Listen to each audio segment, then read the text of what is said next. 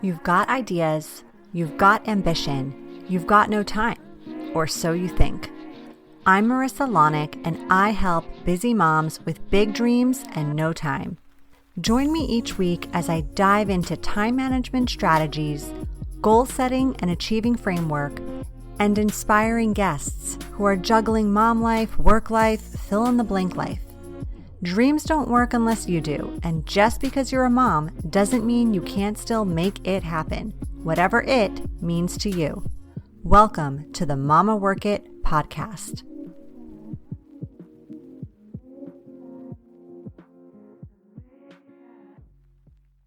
Hello, mama friends, and welcome to another episode of the Mama Work It podcast. I am so glad you're here today, and I'm thrilled to have on the show Dr. Sarah Allen. Sarah is a pediatric neuropsychologist, working mom, and parent coach. She started her practice, Brain Behavior Bridge, to help translate the neuroscience research to everyday life and help people access it. Her passion is helping parents and schools successfully and mindfully grow healthy brains, which as a novice brainiac, yet someone who strives to be a mindful and awesome parent, I, for one, am so interested and excited to learn more about. And I'm sure our listeners are as well. Sarah, thank you so much for being here today. Oh, thank you for having me. Great. Well, first things first, why don't you go ahead and tell our listeners a little more about you and how you got started in the business of brains? Well, what a great question. I mean, as you said, I'm a mom of two kids, so automatically brains are interesting to me just because watching them grow, watching them learn, they're probably my best subjects, the things that taught me the most. But if I had to go back and kind of really think about how I got involved with brains in general, I just find them absolutely fascinating. I love the idea that it's not reality, it's perception, and that our brains create our own realities through our perceptions, that people with hallucinations actually see those things in their brain, that their brain can create this alternate reality for them. I've just always been fascinated by that, fascinated by the idea of, in the absence of stimulation, our brain seeks it out. So I don't know if you're familiar with the new floating, going in and doing the sensory deprivation tanks. They have now all over my area, at least, they have these tanks of salt water, basically. And you can go lay in these tanks with no feeling, no sound, no sight. It's supposed to be very kind of deprive your brain of sensation. And what we find is people can hallucinate there. They can pull things from the brain. They can have epiphanies. And just to me, the fact that there's this thing inside all of us that can just create our experience was just so fascinating to me. And then I started getting involved in kids because they're much more moldable than adults. So, you can just the idea that you can raise this little brain and mold it in different ways. The fact that from 0 to 5, there's more learning than you'll ever have in your whole lifetime.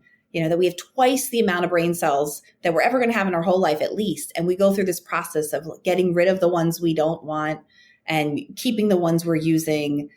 Just that kind of impact that you can have just always drew me to brains and to this kind of area. And so it's just been fascinating to me. And I think that's kind of how I got into that. And I saw people with injuries to the brain and looking at that. And again, having my own kids at this point, just watching the growth that they make and the way that you can shape that has just been a passion of mine. Yeah, I mean, that is really fascinating on so many levels, from parenting and doing the best job we can to raise our kids to also kind of just fulfilling our own personal goals.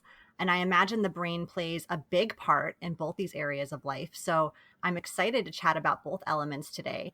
But let's start with this. What do our emotions do for us in terms of dreaming big? How does the brain play a part in that? So emotions are really cool. If we back up just a second, we have this part inside our brain called the amygdala. And I had a professor that used to call her Amy G and just say, Amy G, she's just so emotional. So it just kind of stuck with me. So I always think about Amy G and this emotional aspect to it. And we have the front of our brain that ends up regulating our emotional responses. And this can work in a number of ways. So when we're really upset, the front of our brain starts to work to regulate that emotion and kind of calm us down. And it can't also then think logically. And I don't know if you've ever been upset, maybe at your kids or at your spouse or any of these things, but it's very hard to think logically when that happens. And that's because it's the same part of the brain. So that emotional part of our brain is harmful in that way sometimes because it makes this, takes away our power in the brain. That being said, it's also what I call a salience factor to learning. So it tells us what's important to us, what we want to remember, and how we should go about our world. So if we go towards this snake and it snaps at us and bites us, that's going to create a fear response. It's going to tell us to stay away from snakes. But when you're dreaming big, that fear response can sometimes get in the way of your ability to move towards these things. And so what we really have to do, because we have a frontal lobe, a very well-developed frontal lobe, unlike other animals, we can overthink ourselves out of these kinds of big dreams. And that's because, we get a little anxious, our frontal lobe starts to calm that part of us down, and it kind of forgets about all these other logical reasons why we wanted to try this. And that other emotion, that other thing pulling us in that one direction, because fear is a stronger biological response sometimes than this enthusiasm and excitement and interest and drive to kind of think big and be big. So as we have these big picture dreams, we really have to piece out, what is this, just this biologically, instinctually based fear response? And what is actually a good idea? What do I need to stay away from? And what do I need to go towards? Because one of the other aspects of our brain is about conflict. And we really need a little bit of conflict in order to boost us to the next level. So sometimes these big life changes or big ideas creates this little discomfort in us, sometimes big discomfort in us. And we need that in order to actually make the change. So it will feel uncomfortable at times, but it's supposed to. Yeah, that's so interesting. I know a lot of people struggle with fear when it comes to these big dreams and big decisions they want to make. And to hear that biologically, it is a larger kind of, I'm going to totally butcher this, but a larger portion or a larger area that is just there. That makes sense. That makes sense why it's always kind of getting in the way of these major things that people are trying to accomplish, right? And how we have to sort of work with it because it's not going anywhere. Right. And it's more of a magnitude of response. It's so biologically driven. It might not have more space in the brain, but it has more impact for us, because if we didn't go away from that snake, the next time it could bite us and we could die. So it's just such a strong pull that's why it feels so much stronger. And that's why it can outweigh some of the other feelings that you might be having, or some of the other things that you've thought all the way through logically and can get there, but just that fear response kicks in. Oh, so interesting. So I want to jump to kind of a little bit more about change. I know 2020 was a really introspective year for many, myself included. And change is something a lot of our listeners have probably maybe been thinking about, whether it's a career change or a change in family dynamics, or maybe thinking of expanding your family, or maybe just a change of scenery and moving. I mean, I can't tell you how many people I know who have moved recently. So looking at this from a brain perspective, what is one thing necessary for change? So what a great question, because I think I've had similar experience with this pandemic. It really, I think, changed everything in our world for us. And that really made everybody step back and start to kind of look inside. And there's a reason for that. And it's because, when you look at the history of therapy, you look at any model, all models across the board, the one constant is insight. And so what we see is, in order to make change, people need to gain insight.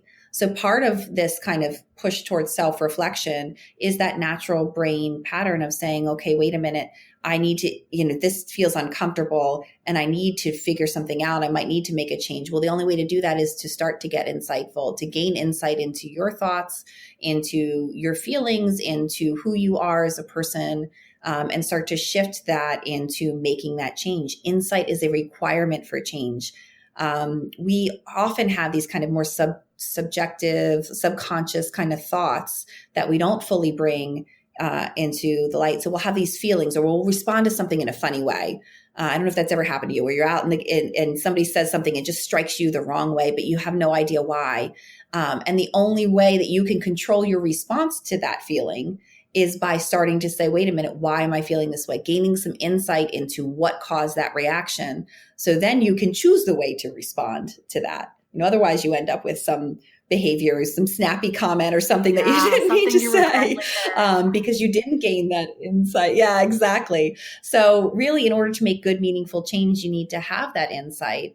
And that's kind of where I was during the pandemic as well, and looking at my kids and balancing my business. And during the pandemic, for me, I do a lot of schoolwork, a lot of schools shut down. So it really created this open hole, in what I was doing, wanting to help people, not being able to reach people. And so, really focusing in on, okay, who am I? What do I need to do as a mom? What do I need to do as a professional? How can I contribute? How can I help people during this time? And that insight has really been the thing I go back to, figuring out who I am, what I need to do, and helping other people do that as well. And I think as parents, that's essential. As business women, that's essential, to make sure that you're consistently staying true to who you are and making sure you have the insight that you need to make whatever change you want to make in the future. It's great advice. Definitely. Okay, I have heard there are optimal times of day or even times of the week, perhaps, when you're most effective and efficient. Is this true? Is this different for everyone? Can you tell us a little more about what we can be doing to really get the most bang for our buck when it comes to the brain and productivity and efficiency? Oh, yes. Favorite topic, because again, there's some things you can do that kind of boost your brain function. So the first question was about, timing of day. Generally speaking, we have a circadian rhythm and we like to sleep when it's dark out and be awake, when it's light out. And that's a biologically driven phenomenon. Actually, people will sometimes take some hormones or chemicals to kind of help them sleep. That's kind of triggering these hormones that are naturally triggered by darkness and by light. So it's really a neat process if you start to get yourself in that habit. Like, for example, I accidentally did this where I now can go to sleep at a certain time and wake up, generally speaking, around the same time based on the light in the room. And that's just because my body has naturally gotten used to that routine. Routines are very important when it comes to brain function, because that's how you kind of make your brain more efficient and effective faster. Instead of going to the front of your brain, which that would be what we use for a novel task. So, if somebody gave me a new math problem, I would use the front of my brain to kind of figure it out. If someone gave me a math problem that I had seen before or something in the same ballpark as something else I had been doing, it actually starts to shift into a deeper part of our brain, the same part of our brain that does riding the bike. And just kind of that process when you put your purse in the same spot when you come in and then you can't even remember if you put your purse there, it's because it's the deeper part of your brain that did it. Or when you're making breakfast for your kids or something, you're doing the same thing the same way every time and you just don't even think about it. It's the central part of our brain. So that frees up our brain and that makes our brain a lot more efficient and a lot more effective. So when you can make those kinds of routines in your household, you'll all of a sudden notice your kids are performing better, you're performing better, things are running a lot more smoothly. So that's also very, very helpful.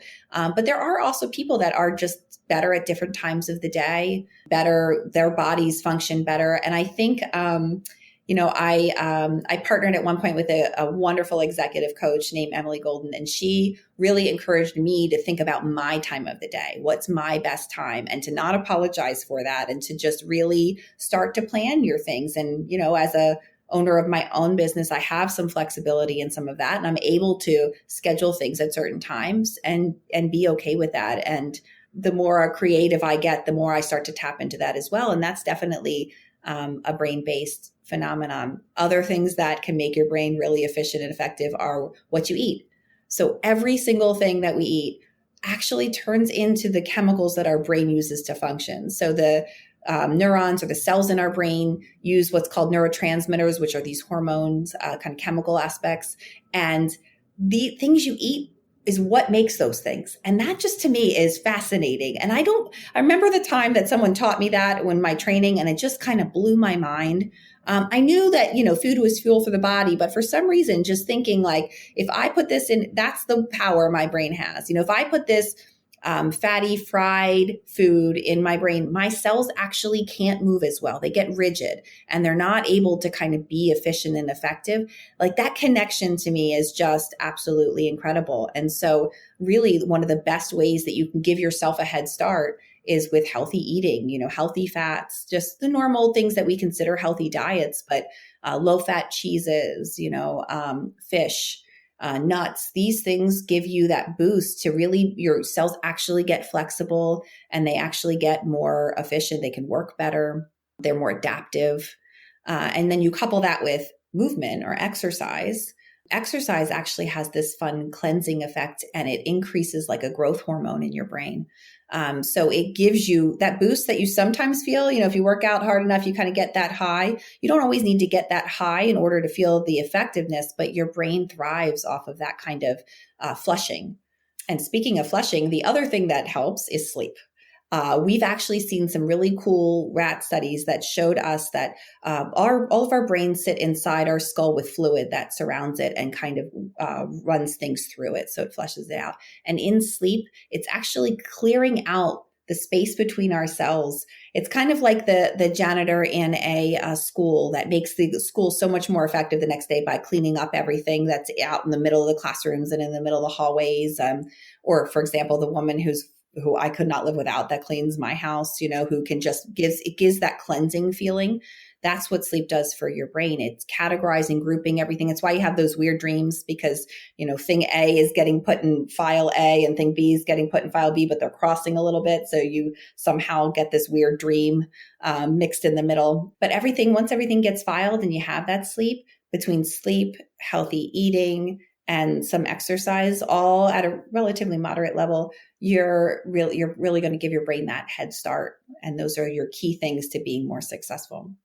Amazing. Yeah, I do believe that about diet 100% because I know me personally, when I'm not on my regular kind of more healthy eating regime, I'm definitely foggy. Like I have brain fog. I Mm-hmm. can't focus as well. I don't even have as much motivation and productivity. So it definitely has a direct effect for me personally. And then I love that you said that about routines. I'm a huge fan of routines. I think a lot of people were really thrown off track when the pandemic started because their routines were being dictated by a lot of external factors that kind of shut down, right? So they Mm-hmm. had to create new routines for themselves. And it was challenging, I think, for a lot of people. And I know that once I got a routine down with this new normal, I immediately felt like I could be more efficient, more productive, and just kind of more my best self. Yeah. And that goes back to your frontal lobe because you weren't using your frontal lobe to figure out what to do next. And that's the biggest thing, when you're using your frontal lobe to figure out what do I do at 9? What am I going to do at 9:30? What do I have to do here? Then your brain gets fogged. It gets that major fog. It can't do other things. Once you have that routine down and it knows what to do, it again shifts all of that to a deeper part. And those routines are so effective for us. They're effective for us every day. I had the same experience for the pandemic too, trying to figure out how to kind of structure the day. One, I think it's a calming effect to the brain, and emotionally, I think we have that too, but also it allows us to be more productive during the middle times. And it has two effects, that routine, but also the control you can kind of pull back in the world. It gives you that sense of control, which also helps to reduce your emotional response, which frees up the front of your brain also. Really interesting. So, speaking of productivity and routines, when it comes to you personally managing your time, what's a non negotiable for you? Oh, good. I went so many different ways when you just said that. I think exercise for me, like in terms of what is a non-negotiable for in my schedule, I always tell myself 3 days a week minimally, and try to move the other days. Those are my important because I tried doing that more and it was just not effective for me because then I get upset with myself. So 3 is always manageable. More is great, but that's a big thing for me. And then I like the juggle a lot of times. I like being efficient. I like trying to balance all of the schedules that I have going on and that my kids have going on. And so I think it really is going back to I like to know all the schedules and everybody's priorities on those schedules so that if we get something thrown in the middle, we can juggle. So, if my son suddenly has a hockey game in the middle of something I was supposed to drop my daughter off in, what are my ways of juggling that? And also how I'm always 10 steps ahead. So I've already thought of 3 things that could happen in case something else happens. So, kind of being a step ahead and being efficient in that way. If I get that time to think through things, those are things that are really helpful for me when it comes to managing that time. Great. Yeah. All right. I want to jump over to some more parenting focused type questions. And I think a lot of moms often overanalyze how effective and essentially maybe how good they are at this whole parenting thing. I mean, there's this quote that I've read before that says, life doesn't come with a manual, it comes with a mother. Have you heard that one? I love that. Yeah, it's so true, right? Uh-huh. But it also means there's a ton of pressure on moms to kind of get it right when it comes to Mm-hmm. raising their kids, and especially working moms who are juggling a lot of things, like you just said. So, for starters, how can you be more confident and sure of yourself that you're nailing parenting? This is so funny because I love that you said that, because I always tell my mother, it's always your mother's fault. I feel like no matter what happens, it's your mother's fault. So, anytime something happens in my life, I always say to her, I know this is your fault. I just don't know how, and then therefore my daughter says the same thing to me at this point, because it's true. We have this molding, and that is our guide, right? The moms are our guides.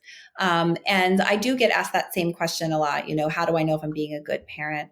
And this is when I start putting my parent coaching hat on and really thinking about what is being a parent and how do you determine that? As you said, there is no parent manual. It's something you kind of have to create for yourself.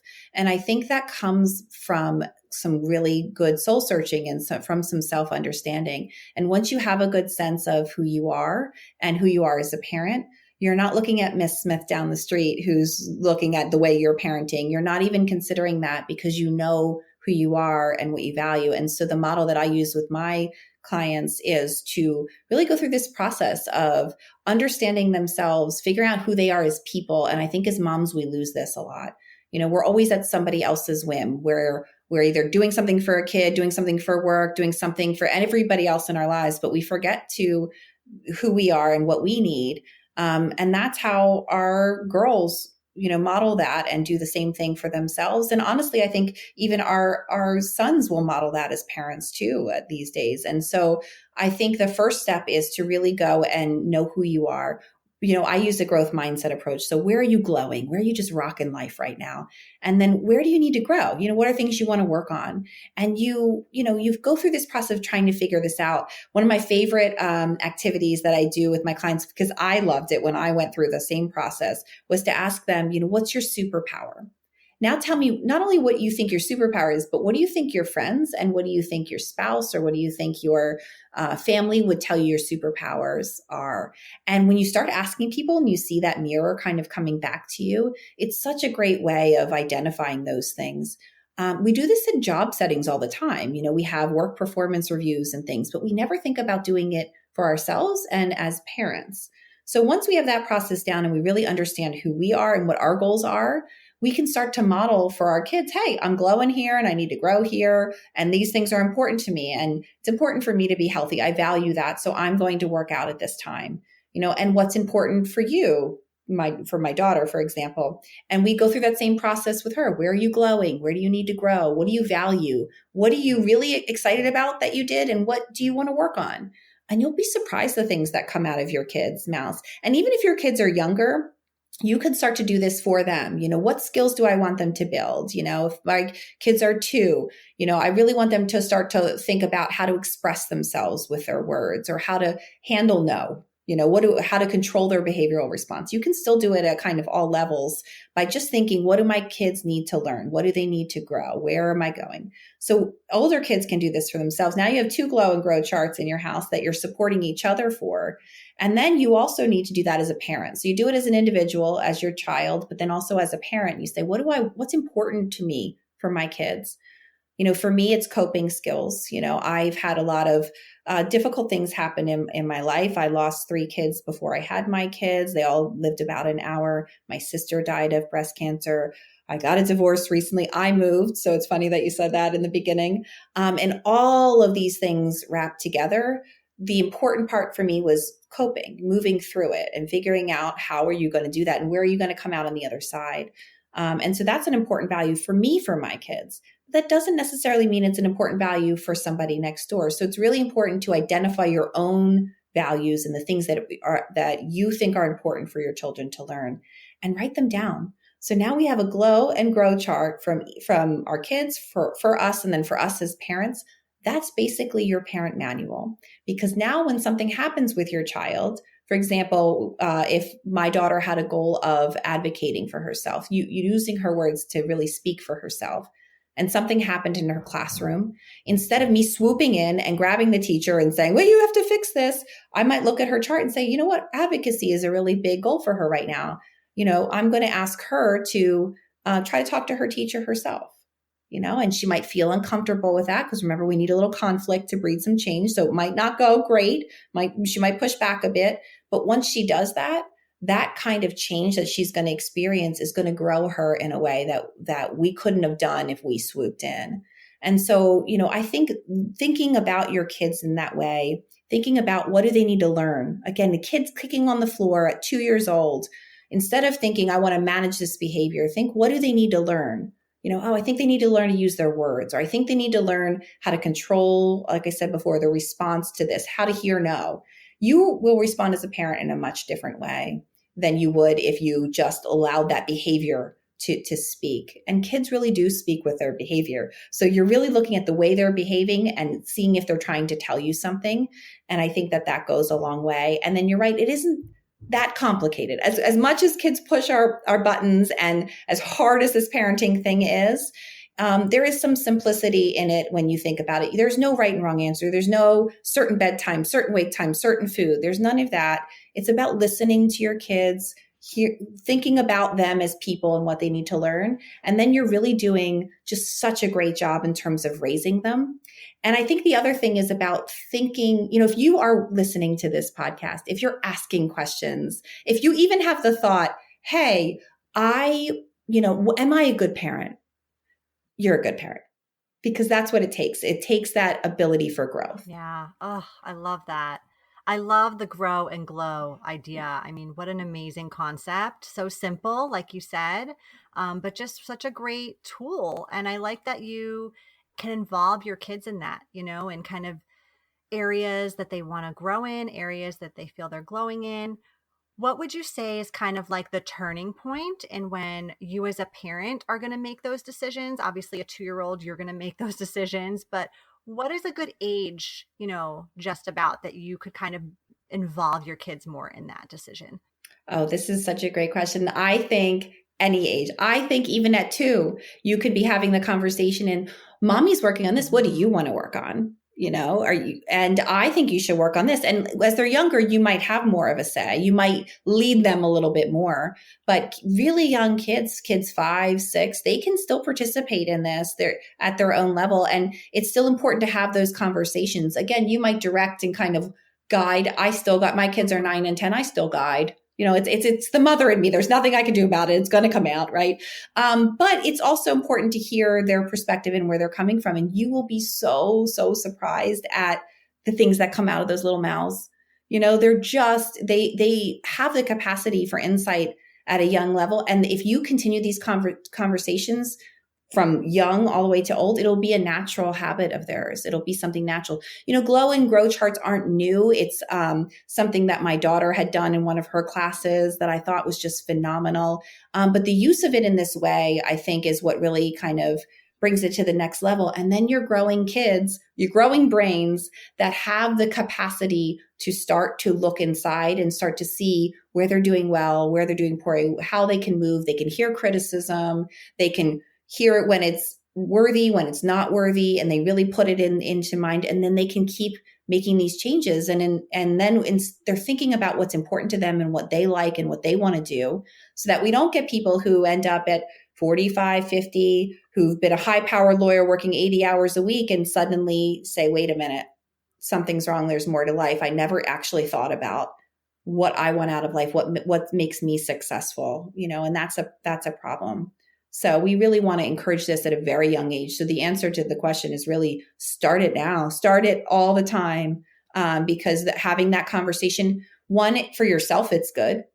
And two, as you do it out loud, it models it for your kids and they will pick it up when they're naturally ready. That's great advice. I love that exercise. I'm definitely going to do it in my house. It's fun. It's really fun. Yeah. Okay, so Sarah, we are going to move on to our lightning round.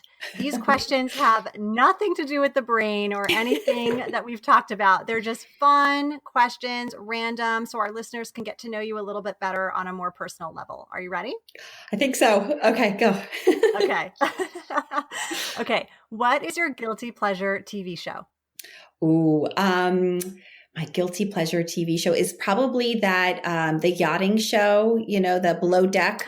Yes. I just love interactions. I love watching, emotions and social situations and all of those kinds of things. So I love watching things go so right and so wrong all at the same time, and just getting to know people. Like I feel like I know them. Like I want to tell them, oh, come on, control your emotion there, or oh, come on, you got to do something. But it's probably one of my guilty pleasures.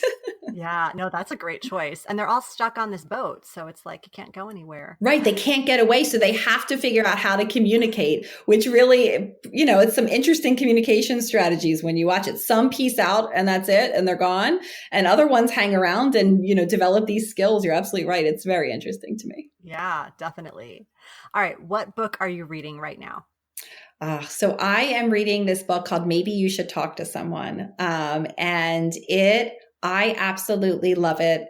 And it has inspired me in so many ways, reminded me a lot of my psychology days and kind of basic psych in a lot of ways. And it's just been a really great book to read along this journey as I start to really look at parents and look at what we need as people. And I love the basis of the book is a psychologist kind of finding herself after a major breakup while she's trying to help others. So it has a series of her clients as well as herself and her experience. And I love that blend because it really shows what real life is like with people who are in a helping profession where, it's not just, us talking to people, it's us working with people, which is kind of the whole purpose of me using the word coach instead of therapist, because I really do believe we help each other through these kinds of things and we all impact each other in different ways. So it's been a neat book for me to read. Yeah, I love reading people's stories like that. So I'll have to check that out. Okay, if you could go on vacation tomorrow anywhere in the world, where would it be and why? I would like to go to Greece. I haven't been, and I would just really love to go. It's a place that my sister went when she was doing her travels too. So I think I'm drawn to it for that reason as well. It's just really been, Mediterranean somewhere and kind of seeing a different side of things. I'm in New Jersey, so, things look very different here than they do there. So I would love to go there. Okay. And then lastly, what's your cocktail of choice? I'm into bourbon right now. And so I have a great partner who makes wonderful old fashions. And so he kind of steered me into the bourbon train. And so bourbon and, bourbon, hot toddy has been the new thing since it's gotten so cold, and an old fashioned somewhere in there. I think those are my drink of choice right now. Okay, good. Well, Sarah, thank you so much for being a guest on the Mama Work It podcast today. I have so loved chatting with you and learning so much about the brain and just all these interesting concepts that you've been able to share. Can you tell our listeners where they can find you? Sure. So they can go to my website. It's brainbehaviorbridge.com. I started Brain Behavior Bridge as a way of kind of bridging the gap between the brain and behavioral sciences. So that is probably the best way to reach me. And from there, you can find my LinkedIn and Facebook and my email as well. So I would be happy to chat with anybody. Great. Well, thanks again for being here. Thank you. Thanks so much for having me. This was fun. You've been listening to the Mama Work It podcast. I hope you've enjoyed this episode and would love if you could take a quick minute to leave me a review on whichever platform you're listening from, and maybe even send a note to a fellow mama friend recommending it. Reviews and recs help this podcast grow and reach more like-minded, awesome moms. And if you haven't subscribed yet, don't forget to click that button so we can stay in touch, girl. By the way, If you haven't checked out the Mama Work It website, please do. There are lots of free resources and great articles there that can help you with the juggle of work life, mom life, wife life, fill in the blank life. So head on over. Thanks again for being part of the tribe. I'll see you soon, but in the meantime, keep on working it, Mama.